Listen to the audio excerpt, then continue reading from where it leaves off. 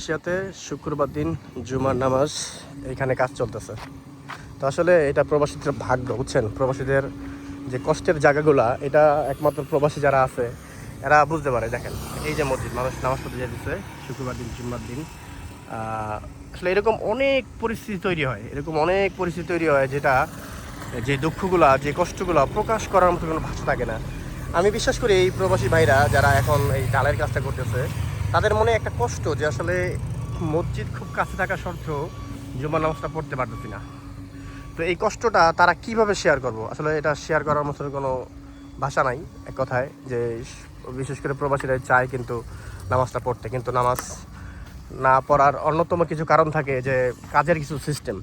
আমরা অনেক সময় অনেক জায়গায় কাজে যাই, কাজে যাওয়ার পরে আজান দেওয়া যায়, কিন্তু আসতে পারি না, নামাজ পড়তে পারি না। খুব কাছে মসজিদ থাকা সত্ত্বেও নামাজ পড়তে পারি না।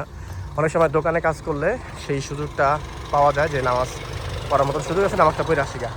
তো এরকম অনেক জায়গায় আমার প্রবাসী ভাইরা আসলে তাদের কষ্টের জায়গা শুক্রবার দিন। এটা গরিবের, অনেক সময় আমরা বলি গরিবের হজের দিন। তো এক কথায় ওমরা হজের সওয়াব, এরকম একটা কথা আমরা বলি আর কি। তো দিন শেষে প্রবাসীরা চায় আসলে সব কিছু ম্যানেজ করতে, কিন্তু সব সময় সব কিছু ম্যানেজ করা সম্ভব হয় না। প্রত্যেকটা প্রবাসীর জন্য আমার অন্তর থেকে দোয়া, আল্লাহ পাক সবাইকে ভালো রাখুক, তাদের সুন্দর ভবিষ্যৎ। পাশাপাশি আমিও জানি আল্লাহ পাক আমারও যেন ভালো রাখে, আমার সামনে জানি সুন্দর একটা ভবিষ্যৎ হয়। আমরা কষ্ট করি পরিবারের জন্য, নিজের জন্য, এক কথায় সেই স্বপ্নটা যেন পূরণ হয়। প্রত্যেকটা প্রবাসীর জন্য আমার দোয়া রইল। আসসালামু আলাইকুম।